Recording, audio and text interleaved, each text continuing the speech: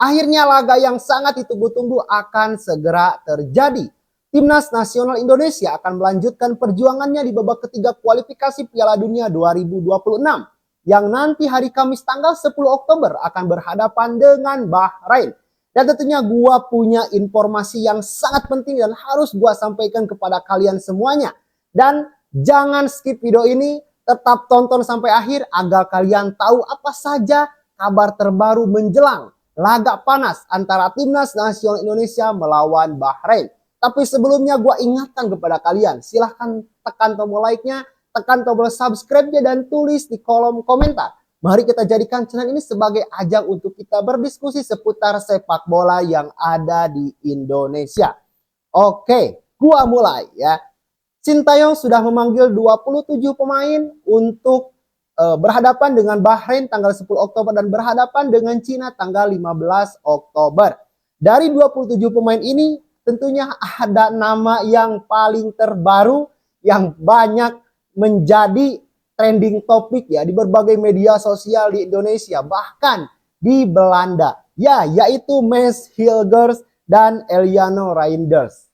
Kedua pemain ini adalah amunisi terbaru yang dipanggil oleh Sintayong yang baru saja melakukan sumpah janjinya untuk setia kepada tanah air Republik Indonesia. Mads Hilgers dipastikan dan saat ini sudah bergabung dengan tim ya. Begitupun dengan Eliano Reinders. Lalu juga ada nama lama tetapi dalam laga terakhir melawan Australia dan Arab Saudi ini sempat absen, yaitu Jordi Amat. Ya, Jordi Amat sudah pulih dari cedera dan sudah siap bertarung ya dalam memperebutkan dan mengalahkan Bahrain ya tanggal 10 Oktober nanti, lalu juga tanggal 15 melawan Cina. Lalu juga ada Malik Rizaldi ya. Pemain ini memang sempat redup dalam pertandingan terakhir, tetapi saat ini Malik Rizaldi sudah kembali mendapatkan kepercayaan dari Sintayong untuk membela Timnas Nasional Indonesia. Lalu ada nama dan sosok yang tidak ada dalam daftar 27 pemain yang dipanggil oleh Sintayong, yaitu Justin Hubner. Ya, Justin Hubner dikonfirmasi oleh PSSI yaitu karena memang di pertandingan terakhir melawan Australia Justin Hubner mendapatkan kartu kuning. Alhasil dalam laga melawan Bahrain dan melawan Cina Justin Hubner dipastikan absen. Ya, lalu juga kabar terbaru juga Justin Hubner ini sedang cedera ya karena membela timnya ya. Nah, ada kegelisahan di netizen Indonesia dan penggemar Timnas Nasional Indonesia, yaitu tentang kabar dari Martin Paes yang terakhir dikonfirmasi oleh FC Dallas di pertandingan terakhir Liga Amerika bahwa Martin Paes sedang mengalami cedera pergelangan tangan. Waduh, ini memang sangat membuat hati kita galau dan gundah tentunya dengan absennya Martin Paes. Karena di dua pertandingan terakhir ini Martin Paes adalah menurut gua sangat-sangat begitu berjasa dalam menyelamatkan gawang Timnas Nasional Indonesia dari kebobolan. Dan tentunya ini sangat membuat netizen juga bersedih ya.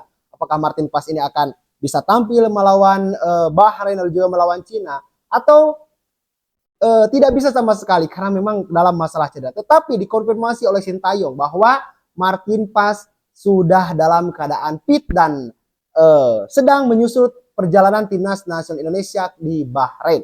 Dan tentunya kita doakan semoga Martin Paes nanti ini dalam kondisi yang sangat-sangat begitu prima karena kita sangat butuh ya sosok penjaga gawang yang tangguh seperti Martin Paes ini. Lalu juga ini pelatih Bahrain ini sangat begitu was-was ya. Berhadapan dengan Timnas Nasional Indonesia yang secara kekuatan saat ini sudah sangat begitu lebih baik ya 180 derajat daripada timnas-timnas sebelumnya.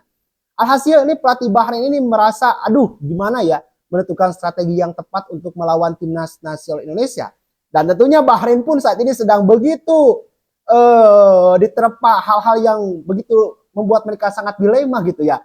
Ya, karena memang saat ini mereka meskipun dalam dua pertandingan terakhir mereka sempat menang melawan Australia ya, tetapi kan situasi Australia kan sedang buruk, sedang kacau. Bahkan pelatihnya juga sesudah melawan Timnas Nasional Indonesia harus dipecat. Artinya ya Bahrain melawan Australia bisa dikatakan sebagai kemenangan keberuntungan gitu ya. Tetapi kan ketika berhadapan dengan Jepang mereka kan diobok-obok dengan skor yang sangat mencolok yaitu 5-0. Nah, artinya Meskipun kita berhadapan dengan Bahrain ini sudah lumayan punya catatan sejarah yang sudah sangat banyak pertandingannya. Tercatat sudah 7 kali kita berhadapan dengan Bahrain, ya, dengan 2 kali berhasil kita menangkan, 3 kali dimenangkan oleh Bahrain, dan 2 kali berakhir seri. Tetapi ya, timnas nasional dulu ketika berhadapan dengan Bahrain itu bukan seperti timnas nasional saat ini yang dipimpin oleh Sintayong.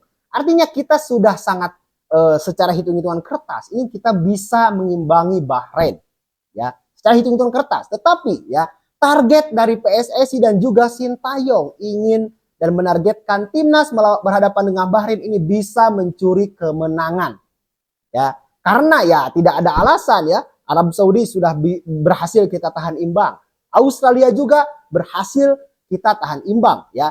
Arab Saudi ranking FIFA-nya ada di angka 50-an gitu, ya, dan Australia ranking FIFA-nya yaitu 24. Dan Bahrain ranking FIFA-nya itu saat ini yaitu 53. Artinya kekuatan Bahrain ini hampir mirip dengan kekuatan Arab Saudi, ya, meskipun secara kekuatan dan level ini Bahrain ini di bawah Arab Saudi, ya, karena Arab Saudi punya liga yang sangat kompetitif, liga yang sangat bagus, ya, kualitasnya banyak pemain-pemain bagus juga berada di sana, ya wajar-wajar saja ketika Arab Saudi ini berada di atas Bahrain. Tetapi secara ranking FIFA ini hampir mirip, hampir sama.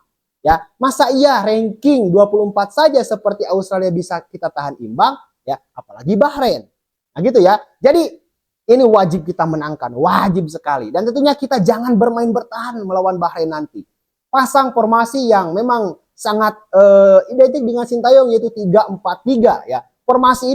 Dengan formasi ini menurut gua timnas kita akan lebih mendapatkan hasil positif daripada kita bermain menunggu dan bermain bertahan. Ketika kita bermain menyerang nanti melawan Bahrain, ya, maka ya, ini akan menjadi apa ya, kewaswasan dan kepanikan menurut gua dalam kubu Bahrain, karena dalam 2 pertandingan terakhir pun mereka itu ya seperti itu. Jepang melawan Bahrain, Jepang pun membombardir Bahrain gitu ya. Sehingga ya mereka dan atau Jepang itu ya bisa mencuri 5 gol di kandang Bahrain. Nah, kita pun harus mengikuti langkah Jepang dan strategi Jepang.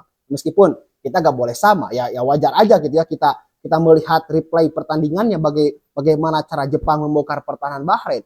Karena yang gua prediksi Bahrain ini akan bermain menunggu dan bertahan. Ya, bahkan pelatih Bahrain pun ini mengatakan, ya, melawan timnas nasional Indonesia 1-0 ini adalah skor yang mereka targetkan. Tetapi kita harus membantai Bahrain, ya. Jangan tanggung-tanggung, ya. Ya, kalau bisa kita jangan kebobolan, ya, tapi bisa mencetak gol ke gawang Bahrain. Kalau gua prediksi nanti skor melawan Bahrain sebetulnya meskipun tadi awal gua membara-bara gitu ya, ingin timnas nasional Indonesia menang, tetapi ya kalau kita berbicara secara logika dan realistis, kita bermain di kandang Bahrain, otomatis Bahrain pun akan punya kekuatan yang berlebih, ya, karena bermain di kandangnya sendiri. 2-0 atau 1-0 ini menjadi skor yang layak untuk kita dapatkan nanti. Oke. Dan tentunya nanti kita akan berjumpa lagi tanggal 10. Gua juga sangat-sangat begitu antusias dan tidak sabar gitu ya, ingin menonton pertandingan antara timnas nasional Indonesia melawan Bahrain. Dan tetap pantau channel ini. Nanti gua akan kasih dan share beberapa hal, ya, fakta menarik tentang laga Indonesia melawan Bahrain. Oke, jangan lupa like jika Anda menyukai video ini, juga tekan tombol subscribe dan tulis di kolom komentar. Semoga kedepannya kita bisa selalu berkontribusi, ya. Kalian juga wajib selalu mensubscribe channel ini agar channel gue lebih maju daripada pengamat-pengamat sepak bola yang lainnya. Oke, terima kasih. Gue CP Story. Selamat berjumpa lagi di video selanjutnya. Salam sepak bola.